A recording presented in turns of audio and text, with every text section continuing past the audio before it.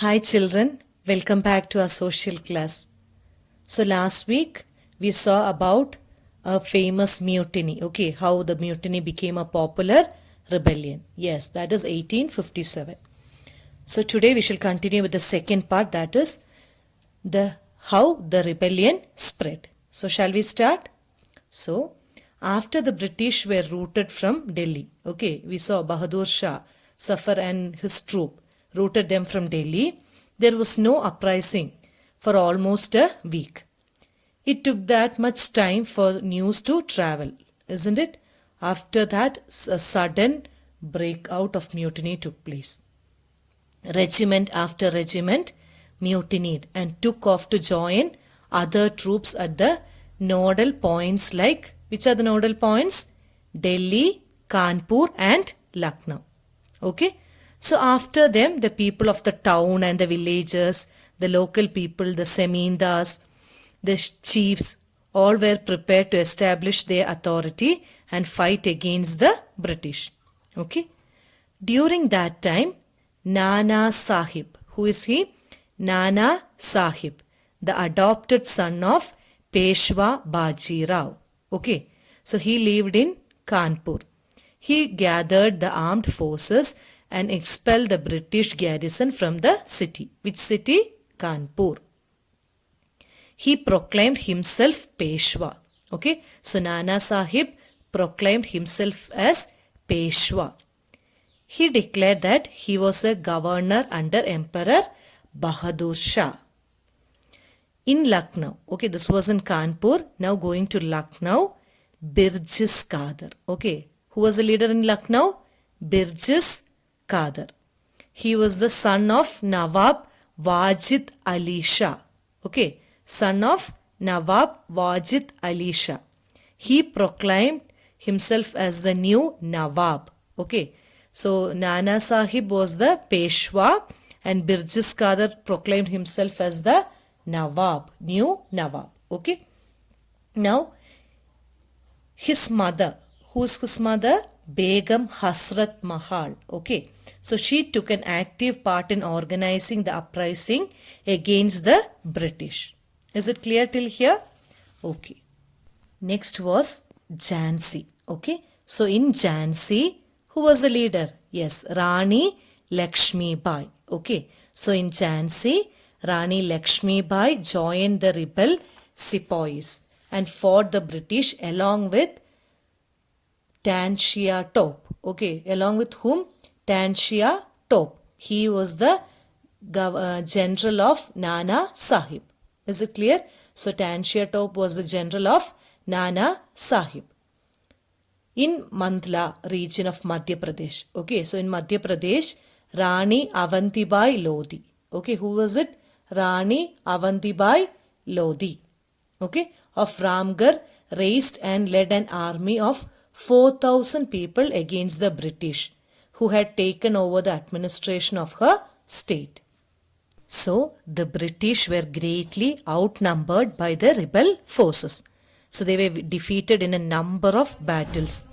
This convinced the people that the rule of the British had collapsed for good and gave them the confidence to take the plunge and join the rebellion. Okay. Another situation of widespread popular rebellion developed in the region of Awadh. Okay. So, on August 6th, 1857. So what is the date? August 6th, 1857. A telegram was sent by Lieutenant Colonel Tyler to his commander-in-chief. Okay. So a telegram was sent by Lieutenant Colonel Tyler to his commander-in-chief expressing the fear felt by the British. Okay. So in the telegram he writes like this: our men are cowed by the numbers opposed to them and the endless fighting. Every village is held against us. The Samindas have risen to oppose us. This was the message of the telegram. So many new leaders came up during this period. Example is your Ahmadullah Shah. He was a Maulvi from Faizabad. Okay. He prophesied that the rule of the British would come to an end soon. He caught the imagination of the people and raised a huge force of supporters. He came to Lucknow to fight the British. So he came to Lucknow to fight the British. In Delhi, a large number of Ghazis. Okay, who are they? Ghazis. They are the religious warriors. They also came together to wipe out the white people or the Britishers. Okay. Next, a soldier named Bhagat Khan. Okay. He took charge of a large force of fighters who came to Delhi. So what is the name of the soldier? Bhagat Khan. Okay. He became a key military leader of the rebellion. So name a key military leader of the rebellion. Who is he? Bhagat Khan. In Bihar, an old Zamindar. What is the name of the Zamindar? Kunwar Singh. Okay. So Kunwar Singh joined the rebel sepoys and battled with the British for many months. Leaders and fighters from across the land joined the fight. Okay. Now our next topic is the company fights back. We are going to see how the company fought against the people. Okay. So by seeing all this, the company decided to repress the revolt with all its might. Okay. So it brought reinforcements from England. Okay, they brought many troops from England, passed new law so that the rebels could be convinced with ease and then moved into the storm centers of the revolt. Okay, so Delhi was recaptured from the rebel forces in September 1857. Okay, so the Delhi was taken back by the Britishers in September 1857. So who was the ruler there at that time? Yes, the last Mughal emperor Bahadur Shah Zafar. Okay, so he was taken to the court, tried there and sentenced to life imprisonment. Okay, so he was sentenced to life imprisonment. He and his wife Begat Seenat Mahal were sent to prison in Rangoon in October 1858. Okay, in October 1858 they were sent to prison. And Bahadur Shah Zafar died in Rangoon jail in November 1862. Okay, almost after 4 years he died in prison. Now the recapture of Delhi, however, did not mean that the rebellion died down after that. People continued to resist and battle the British. So the British had to fight for 2 years. Okay, 2 more years to suppress the massive forces of popular rebellion. So after Delhi, the next place which they focused was Lucknow. So Lucknow was taken in March 1858. Okay, so September 1857, Delhi was taken back. After few months, that is in March 1858, Rani Lakshmi Bai was defeated and killed in June 1858. A similar fate awaited Rani Avanti Bai, okay, who after initial victory in Keri, chose to embrace death when surrounded by British on all her sides. Next was Tanshia Top. So Tanshia Top escaped to the jungles of central India and continued to fight a guerrilla war with the support of many tribal and peasant leaders. Okay. He was captured, tried and killed again in April 1859. So just as victories against the British had earlier encouraged rebellion, the defeat of rebel forces encouraged desertions. So the British also tried their best to win back the loyalty of the people. They announced rewards for loyal landholders would be allowed to continue to enjoy traditional right over their land. Okay, so they wanted to sustain in India, they wanted the support of the people also. So they provided them with rewards. Those who had rebelled were told that if they submitted to the British and if they had not killed any white people, they would remain safe and their rights and claims to the land would not be denied. Okay, so the rewards were provided and if they have not killed any white people, they will be safe. So nevertheless, hundreds of sepoys, rebels, nawabs and rajas were tried and hanged because they had killed and destroyed many properties of the British. Okay, so now we shall see the aftermath.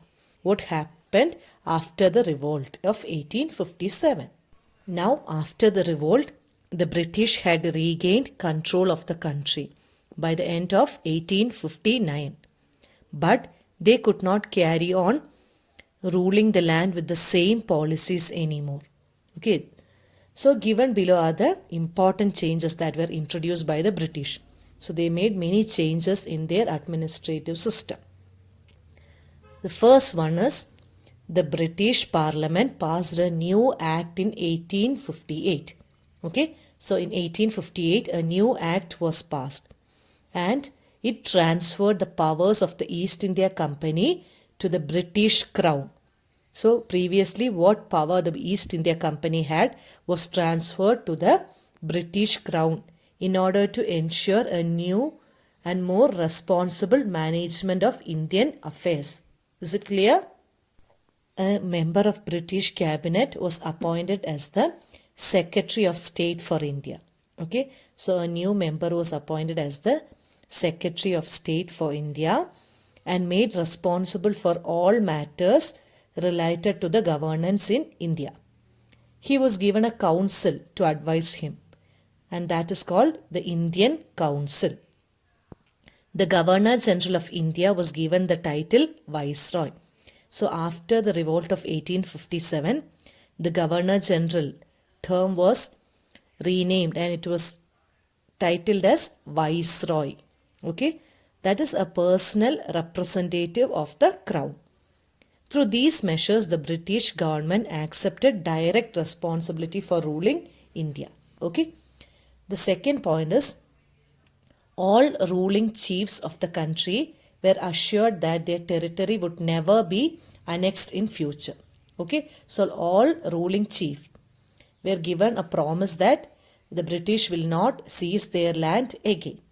They were allowed to pass on their kingdoms to their heirs, including adopted son. Okay, so they can give their land to anybody, including the adopted son. However, they were made to acknowledge the British Queen as the sovereign paramount. So the Queen will be the main head. Thus, the Indian rulers were to hold their kingdoms as subordinates of the British Crown. That was your second point. Third point is, it was decided that the proportion of Indian soldiers in the army would be reduced and the number of European soldiers would be increased. Okay, as we know, Indian soldiers were in maximum number in the army. So they were afraid because even after this revolt there may be an uprising. So they reduced the number of Indian soldiers in the army and European soldiers was increased. It was also decided that instead of recruiting soldiers from Awadh, Bihar, Central India and South India, more soldiers were recruited from Gurkhas, Sikh and Pathans. Okay. The fourth point, the land and the property of Muslims were taken away on a large scale and they were treated with suspicion and hostility. Okay. The property of the Muslims were taken away by the British and they were always suspected. The British believed that they were responsible for rebellion in a big way. Okay. The fifth point, the British decided to respect the customary religious and social practice of people in India. So they decided to respect our religious practices. And the last point, policies were made to protect landlord and zamindars and gave them security of rights over their land. Okay, so policies were made to protect the landlords and zamindars and gave them security of their lands. Okay, so thus a new phase of history began after 1857. Is it clear? So this is the conclusion of your lesson. Thank you children. Take care. Be safe.